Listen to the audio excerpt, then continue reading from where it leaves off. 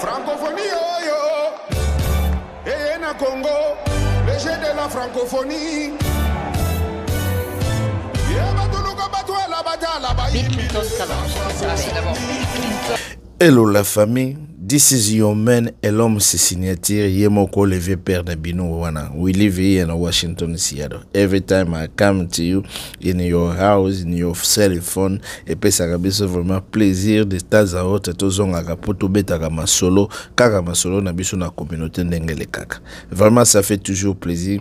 Ceux qui vous a pour la première fois, n'hésitez pas de t'abonner à la chaîne et que ça rabiso plaisir. Et aussi aidez-nous à partager nos vidéos, nos liens, surtout na ba famille, na ba friend, na bino na ba camarade, bo beta masolo na biso ekope sa biso bien.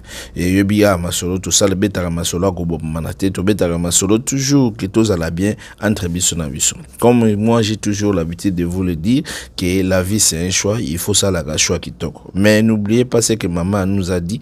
Maman a dit mato ele kaka moto te. Mutu akola kabobe na ba conseil mutu adioka soki mutaza ko yoka te suka suko ko zoli kama ndenge masole kendaka boyebi ki toza ba africain to kufa ba africain malgré to changer ba comportement ou bien to changer ba culture ou bien to changer ba nationalité mais kolia e changer te tozaka na kwanga na madesu wana ndenge tokola oyebiti donc obosa na kate kwanga na dendo na place ezalaka toujours sentiment na nguba na bitabe na kosa yote ndeko toza ba congolais toyebani donc c'est peu ça quoi. Na ebisi bino francophonie bandi nenge polémique ezalaki na coin na gauche na zando na gambela na bawenze nyonso polémique epesamaki bato na Kinshasa balobi o sengeli baloba e ba musicien balobi il faut babeta kombo afali bimi fali fala banda bata fali pe kuna balobi bango baza ba alpha omega noko faire pe kuna lobi ke yepe fo beta kara francophonie mais na kan surprise to ebaki te ke Bill Clinton ifala beta Bill Clinton kalme o wapi na se ya nzete afanda kalme lobi to monaka afali na aéroport boy Bill Clinton akeko yamba e na bi wow ezalaki vraiment sengo comment na Bill Clinton na fali et le matin tant na moni Bill Clinton a presté dans le non Bill Clinton a toujours Bill Clinton il faut le respecter c'est le yo au moni Bill Clinton hein.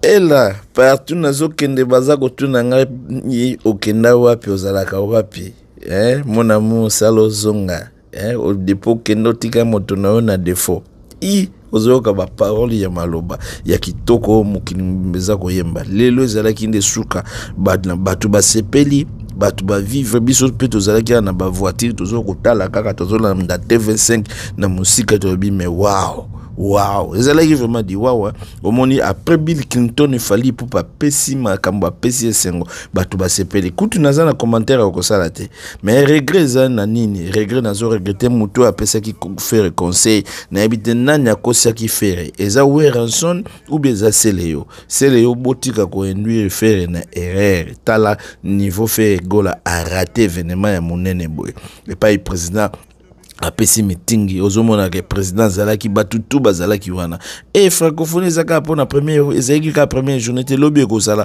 e koleka isusu na TV5 e koleka na ba chaîne na bango tout eza publicité bazako sala faire école en tout cas motu ele kakamato ite yo kaka conseil sur ba ko pesa yo batubele bazolo bela yo bon to sala pe boni au raté déjà c'est raté o wana zalaki eloko moko batu ba pesi yo chance maman Denise a pesi yo chance olelaki maman Denise a pesi yo passe à nord mais yo mogo raté na kotikela bino moko bo revivre encore événement ndenge nini événement lekaki nazozanga maloba mais tokutana na life et pas batu nyonso boko pesa moi ba point de vue na bino mutu na mutu akopesa point de vue na epo epesa biso tokosto ozalobi na life ozala présence ya bino tout et ça vraiment exigé poto so la kitoko en famille na kotikela bino moi séquence mon cœur ya président de la République pe boyoka ba fanatique ndenge balobaki pe bolanda susu fali pour prestation fali pour pas donc nazana eloka kolobate bino moko bocha ba commentaire bomoni ezalaki ndenge est-ce que décision à faire eza décision moko kitoko ou ezaki décision buzobo bo pesa réponse comme ça tokokoma nasuka ya masolo Tacos. Les meilleurs gagnent. Vive la francophonie, vive l'amitié entre les peuples et les communautés francophones universelles. Je vous remercie. Voilà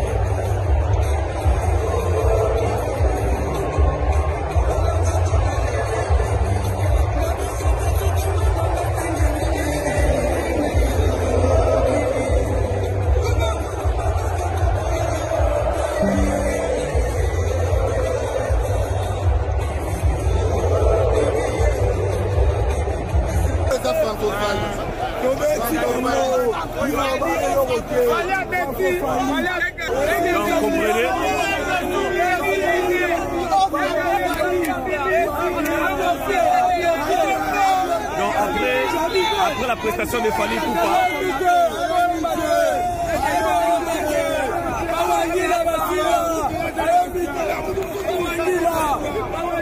Après la prestation de Fally Ipupa,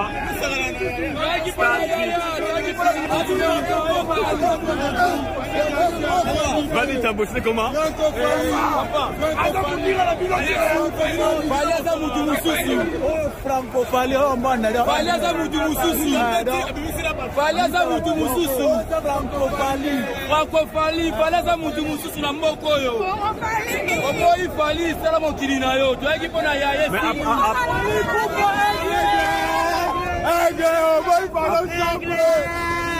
Après la prestation de Fally Ipupa,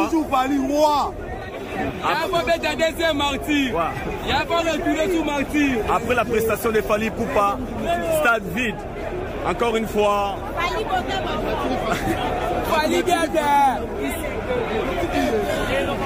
Après la prestation de Fally Ipupa, les stades vides. Après la prestation de Fally Ipupa.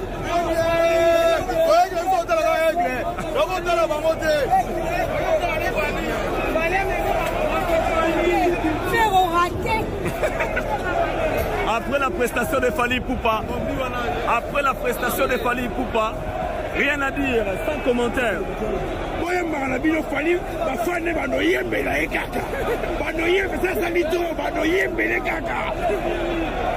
Après la prestation de Fally Ipupa. Wawa. En fait, il n'y a rien à dire. Wawa. Nous les Warriors, on était venus pour voir tout d'abord Fally Ipupa. Et nous vous rappelons que Fally Ipupa a fait une meilleure prestation.